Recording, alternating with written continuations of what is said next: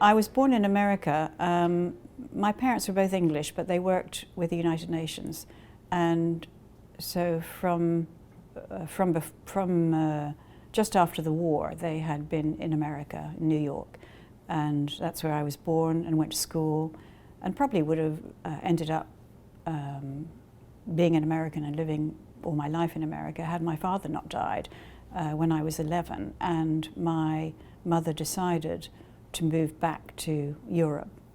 And she moved back in stages, so she went to work in Ethiopia first for a few years, and then she was transferred to Geneva, still with the UN, so I ended up 4 or 5 years of my schooling was in Geneva, in an international school. So I think I never felt 100% English. I did classics at university, and I taught for a few years, and then I decided that teaching wasn't really for me. And I probably had law at the back of my mind because my aunt had qualified as a barrister in the war years and had gone on to be a magistrate in Hong Kong. I had very modest legal beginnings. I did my articles in a small firm in Hackney. I chose it because it was near where I lived and easy to get to. And it was mostly a legal aid firm.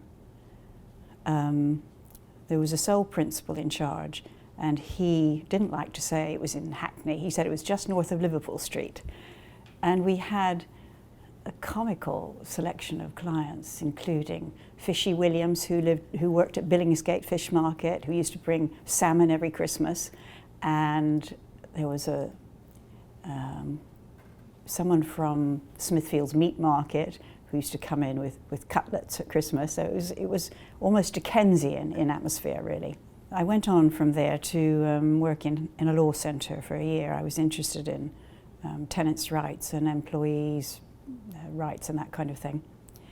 But I realised there that my training had been woefully inadequate.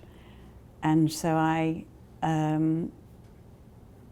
decided to go to a firm in the city, and I had a couple of contacts who knew people there, and I managed to get an interview, and in spite of wearing red tights at the interview, I was offered a job. Well, I was told later that this counted against me. When I went to private practice, it was a very different kind of work, and I mean, I worked for one of the partners in the litigation department, and I learned a great deal. I enjoyed my time there. I had my first child and went off on maternity leave, and as I say, they were supportive of that, although I think I was the first woman solicitor who came back after a child. I do remember a funny thing then, because I used my maiden name, and when I became obviously pregnant, instead of referring to me as Miss Baster, they all referred to me as Mrs. Baster. After I'd had the baby and came back in a normal shape, they referred to me as Miss Baster again. One of the things I was given to do was to look after a few cases for one of their clients called Arup, which was an consulting engineering firm.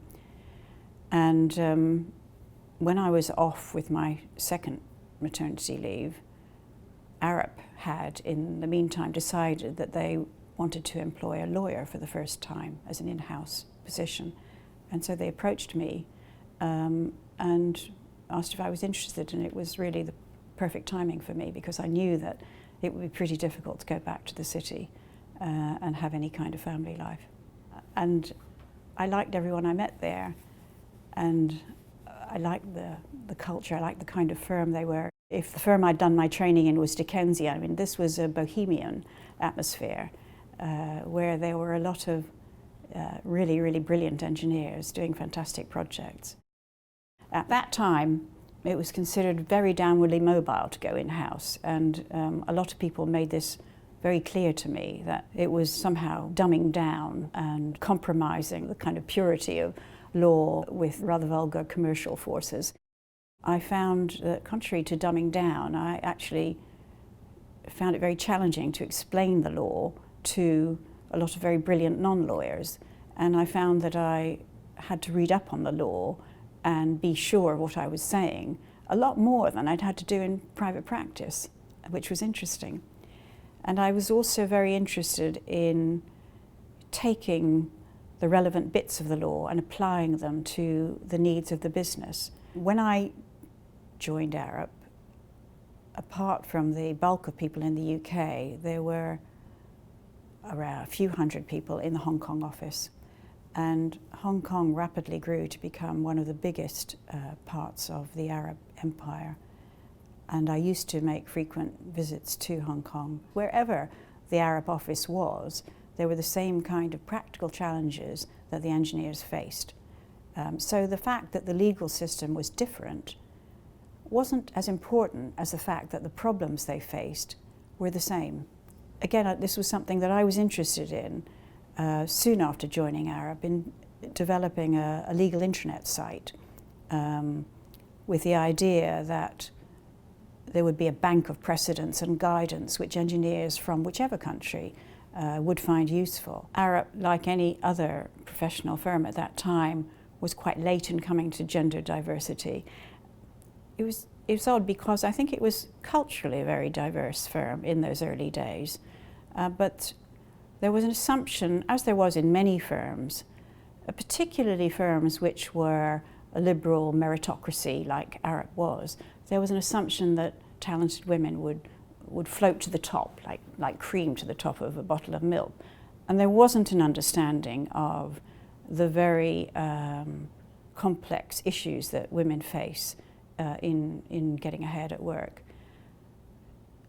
So I was a woman in a male-dominated firm, but I had a particular advantage, which was that I was a lawyer in an engineering firm.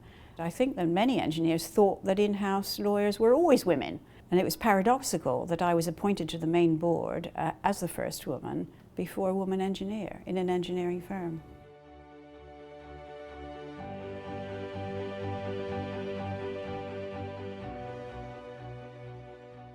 I felt confident in what I was able to contribute, and I was always a good listener. And I had an advantage, again, I think, in that I didn't have a particular agenda, as some of the board members were leaders of very large groups or parts of the firm, and they had an agenda to protect and push. And I didn't feel that, so I think I could bring a very disinterested, rather objective, common sense view to some of the discussions. I was interested in making bridges between all the different worlds, so there are bridges to make between different disciplines, there are bridges to make between different countries, different languages, different cultures, and that was the strong foundation of Arup, and that's what I found so attractive. I think I'd recommend an in-house legal career to any lawyer. I think there's an enormous amount you can learn from it. I think it's important to feel an empathy with what the firm you're working for does, and an empathy with the people who are doing it. In my case, that empathy was very strong, and I don't think I would have stayed as an in-house lawyer in a firm where I didn't have that kind of rapport.